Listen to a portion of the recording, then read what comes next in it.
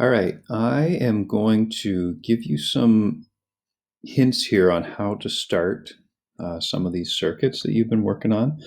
I'm going to give you a start on six of them. I'm going to show you how to get some of the total resistances. That's probably the hardest part on some of these. Not so much on the first one, but as basically from C on, they can be quite tricky. All right, so we've got this circuit here on the left, and I'm just going to start my table like normal. So I got R1, R2, R3, and RT at the source. I've got voltage, current, resistance. I'm going to be a little bit lazy here and not put units or anything in, just numbers, just so I can get through this, and then the video file is not so huge. It says at the source that we have 54 volts. It says that at R1 we have 3 amps, at R2 we have 9 volts, and at R3 we have 7 ohms. All right, that's all we get to start with.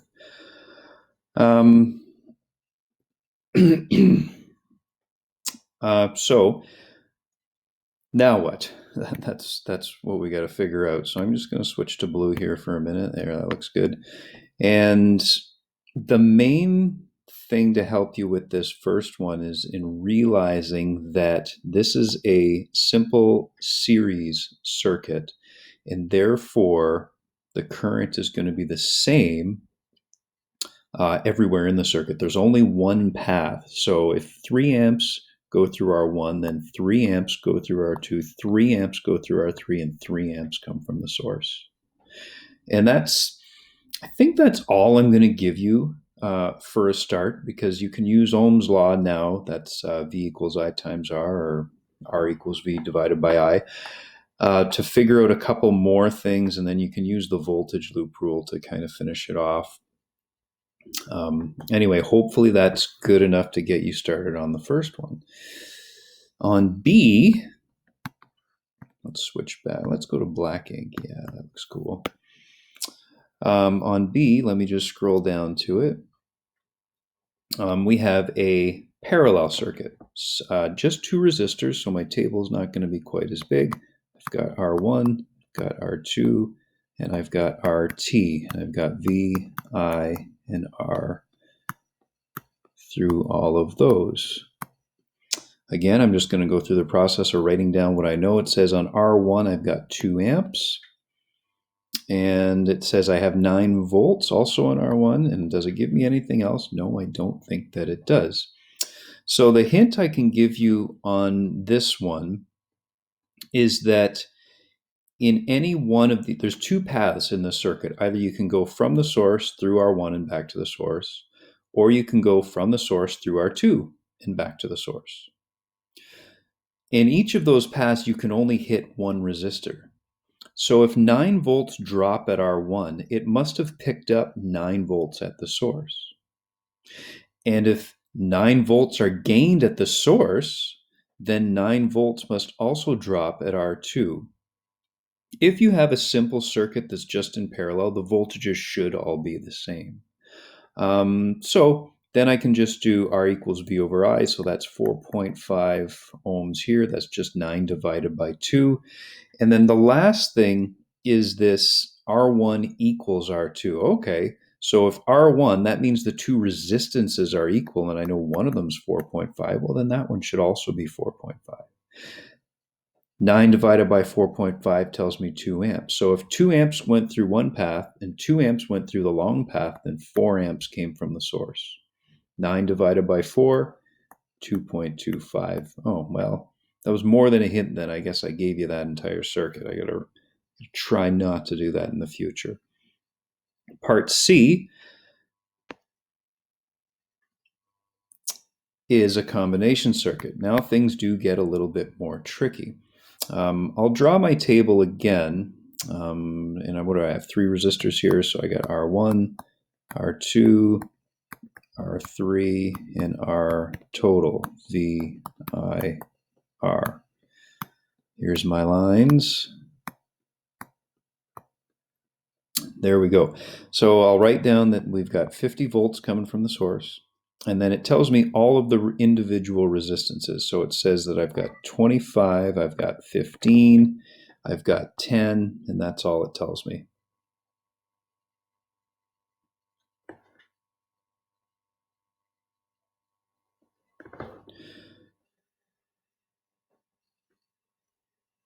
Anyway, moving right along, the first thing we got to do is get the total resistance, which this is our first time in doing one where it's going to be difficult. The 25 and the 15 are in parallel with each other, and I've got a calculator here because that's not something I can do in my head. I've got to go 1 over r equals 1 over 25 plus 1 over 15. That's the way that we're going to solve for the resistance, the total resistance of the 25 and the 15 together. So I type in 1 divided by 25 plus 1 divided by 15. I hit equals. It gives me 0.106 repeat.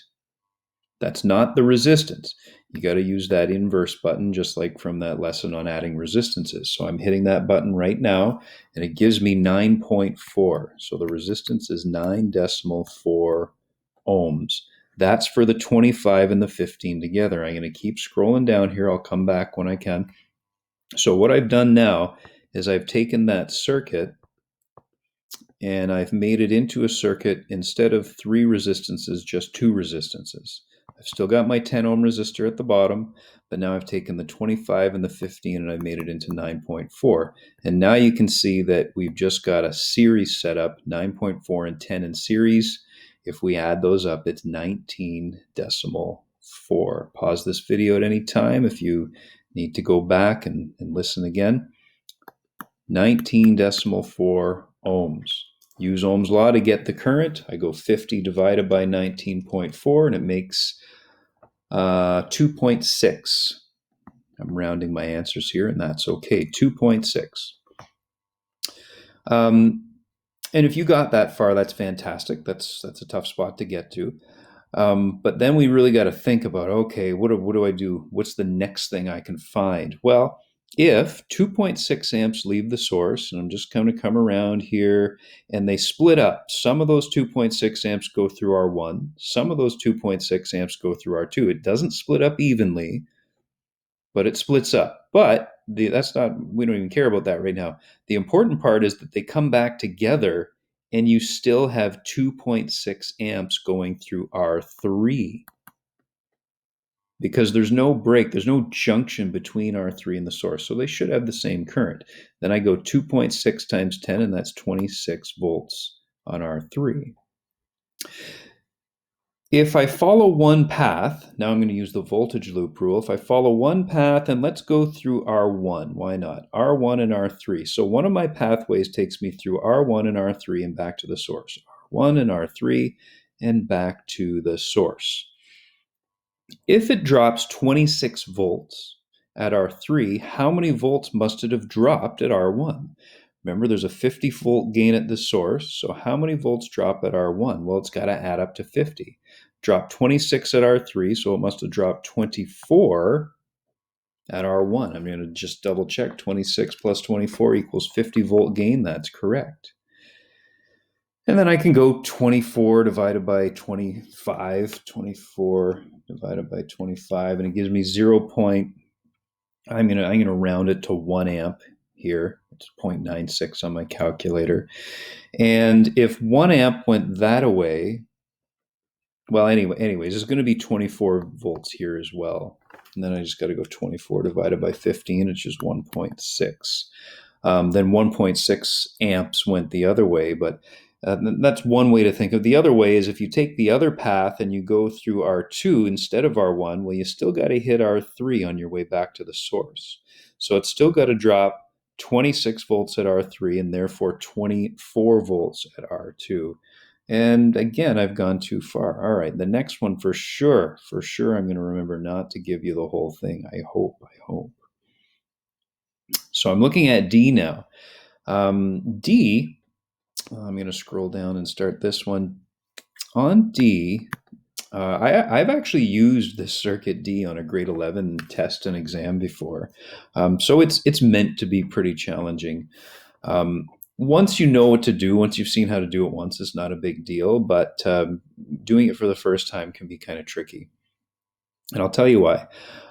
It's R3 and R4. That's the tricky part. What do you do with them? Are they in parallel or are they in series? Some people will instinctively add the 10 and the 15 in parallel first because they can see that they're in parallel. But before you do that, you have to deal with the 5 and the 15. The 5 and the 15 are actually in series with each other. You know, just to give you a bit of a redraw here, we've got that circuit. This is really no different than if I drew those two resistors like that and then back to the source, where this is the 5, the 15, the 10, and then of course I've still got the 25 right here. So the 5 and the 15 got to be put together first. So just to change my color here, 5 and 15 in series makes 20. And then I can add 20 and 10 in parallel. Do I have some room here beside? I do. So I'm going to do that right now. 1 over r is equal to 1 over 10 plus 1 over 20. On my calculator, I think it gives me, well, it'll give me some decimal. 1 over 10 plus 1 over 20 equals 0.15.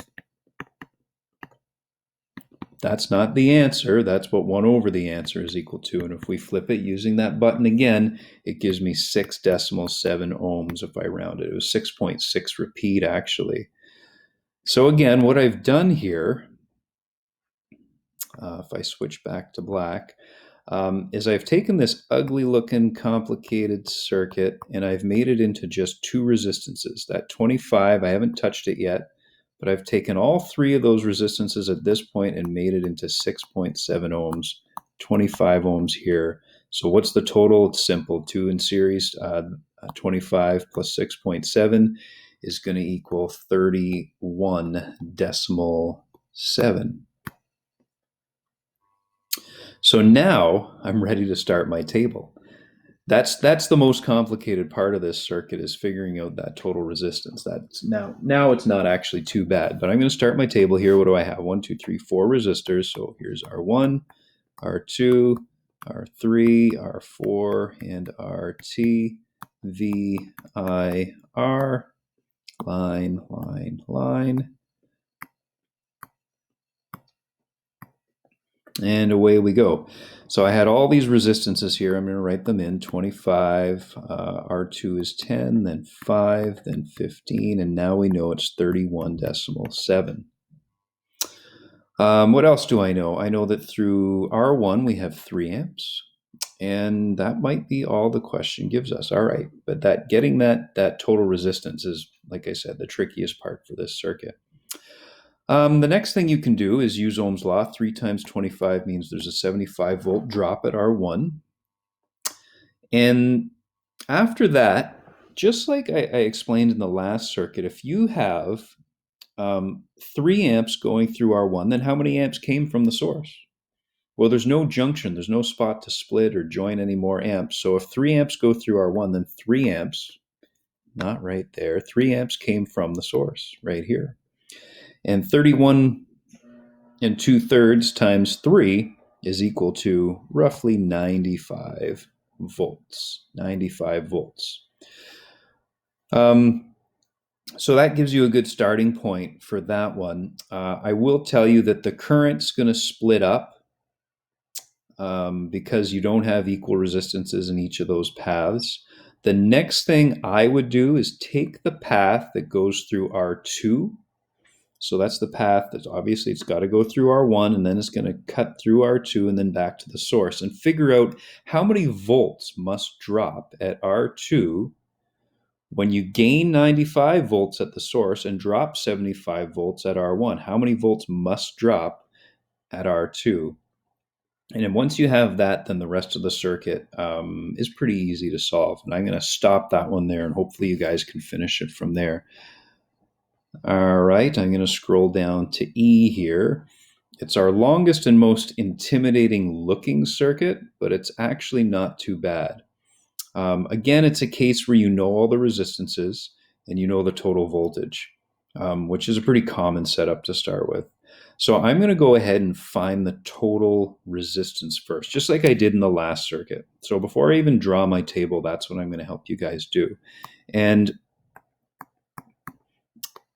you have a resistor here, and you have a resistor down here. What's confusing is what to do with these 4 resistors on the right. That's R2, R3, R4, and R5. And some students find it easier if I show this. It's the same as if you just draw all 4 resistors in their own path like this. The way it's drawn looks a little confusing, but really it's a 1, it's a 15, it's a 10, and another 1 in parallel. So the quickest way to get your total resistance here, well, and of course you've got a 5 here and a 20 here, is to add all of these resistances all at once in parallel. So that's 1 over R equals 1 over 1 plus 1 over 15 plus 1 over 10 plus 1 over 1. And then don't forget to flip it at the end. I'm going to take you through that. So right now in my calculator, even though it's silly, I'm going to write 1 over 1, even though I know that's 1. 1 over 1 divided by 15 plus 1 divided by 10 plus 1 divided by 1. I hit equals, and I got 1 over R equals 2.16 repeat. I keep that number on my calculator. I hit that reciprocal button again, either x to the negative 1 or 1 over x on most calculators. And here we go, and it makes 0.46. So all 4 of those resistors total 0.46 ohms. So I'm going to redraw that circuit under here. What's that look like? That looks pretty good. I'm going to redraw that circuit right here. I've still got the 5 ohm resistor.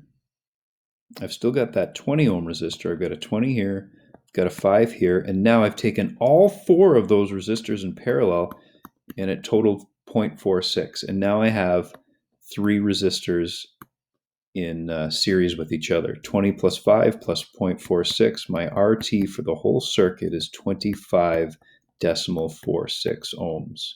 You could round it to 25.5 if you want. You're going to be fine doing that. But that's the trickiest part of this question here, is getting that part. So now I'm going to draw my table. This is the biggest one. There's 6 resistors. So here we go. R1, R2, R3, R4, R5. Oh, I'm going to have to zoom out a bit maybe. R6 and RT.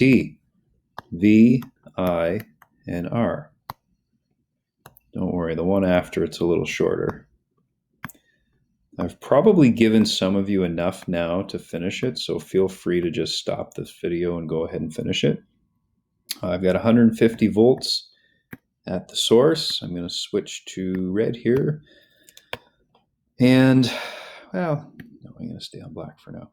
And my resistances are 5, 1, 15, 10, 1, and 20.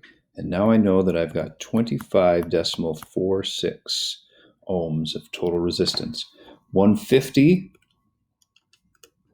divided by 25.46 gives me 5.9 as my total current. Now, it's a pretty common theme. I'm looking at, okay, if 5.9 amps leave the source, how many amps go through R1? 5.9, because they can't break up before they hit R1. Then they do break up into 4 different paths, not equally, because all the resistances are different. But the important part is that they join back up when they go through R6. So I got 5.9. Now I can figure out the voltage drops on R1 and R6. 5.9 times 5 is equal to 29.5. And 5.9 times 20 is equal to 118. Now, what did we say before about all these 4 resistors? That's R2, R3, R4, and R5. They are all in parallel with each other. So if they're just in straight parallel with each other, they should all get the same voltage. But we could find that by doing the same loop rule that we've always done. So 150 volt gain at the source, and it has to hit R1, and I'm going to take the path through R2 and R6. So I'm going through R1, R2, R6, and back to the source. So we know we dropped 29.5 volts at R1. We're going to figure out how many we drop at R2, and we drop 118 volts at R6. how many volts must have dropped at R2? Well, they got to add up to 150. So I'm going to go 150 minus 118 because I can't do all this in my head, minus 29.5. And it gives me exactly 2.5 volts. If you use the same logic and go through R3 and then another path through R4 and then another path through R5, you're going to get the same answer, 2.5, 2.5, 2.5. So then the circuit's pretty much done. I can let you use Ohm's law to fill in the rest. I probably took it too far again on that one, but that's okay. Your goal this week is to get really good at this stuff, because this type of problem is the very toughest problem that you're going to get on your next assessment, or on your first test, really, that you're going to have to do on your own online. For F, now it's a little easier again. That's okay. The first step again is to add all of these resistances. The 10 and the 5 are in parallel, so I'm going to reduce them into one resistance, 1 over 10 plus 1 over 5. So I'm typing in 1 over 10 plus 1 over 5 equals, it gives me 0.3, but I haven't flipped it yet. Now I'm flipping it, and it gave me a resistance of 3.3 ohms. So I've taken that. I'll redraw this one. I've got a 15 ohm resistor there. I've reduced that. And I've got a 12 there. So I got a 12, I got a 15, and now I got a 3.3. Now I've got them all in series. 15 plus 12 plus 3.3 gives me 30.3. Now I'm ready to start my table here. A little easier now that I only have 4 resistors, R1, R2, R3, R4, and RT, V, I, and R. Line, line, line. What's it tell me? A 12 volt gain at the source, and my resistances are as follows: 15, 10, 5, and 12, and I just figured this is 30.3. To get that total current, I go 12 divided by 30, 12 divided by 30.3. It gives me 0.4 amps. Same logic as before. R1's going to have 0.4 amps, and then they're going to be back together. R4 is going to have 0.4 amps. They only split up in between. 12 times 0.4 gives me 4.8 volt drop there. 0.4 times 15 gives me 6 volt drop right there. And I'm going to leave that one there. Next thing I would do is use the voltage rule to figure out, okay, if I take the path through R2, how many volts must I have dropped if the voltage drops have to total 12 volts? And then do the same thing on the other path when you go through R3, and then use Ohm's law to finish it up. All right. I hope that gives you enough to get these circuits done. Only, I think, one person has turned it in so far, but that's not a big deal. I won't be posting new work for you until Monday. So just work on this as best you can. Keep the questions coming. Even a couple of you have emailed me with a picture saying, does this look right? And I'll email you guys. Look at this video first, watch it start to finish, and that should tell you whether or not you're on the right track at least. And then beyond that, you can send me pictures and ask me if it looks right, okay? I'll be happy to answer your questions that way. I think that should be it for now. There's one more little section on cost that I'm going to go over with you guys. But I'm going to do that on Monday. And then after that, we're just gearing up and trying to review what we've done since for the last couple of weeks. And I'm going to give you some sort of assessment. The test is going to be a document that I post that you're going to have about a day to work on. All right, about 24 hours to work on it. And I'm just going to count it as a test. I can call it a test/assignment if you want, because you're going to be able to use your resources. You're going to be able to go back and watch these videos, but you're going to have to do it within a day, hand it in, and that's what I'm going to count as your last electricity test here, okay? All right, guys, good luck. Keep the emails coming if you have questions. That's all for now.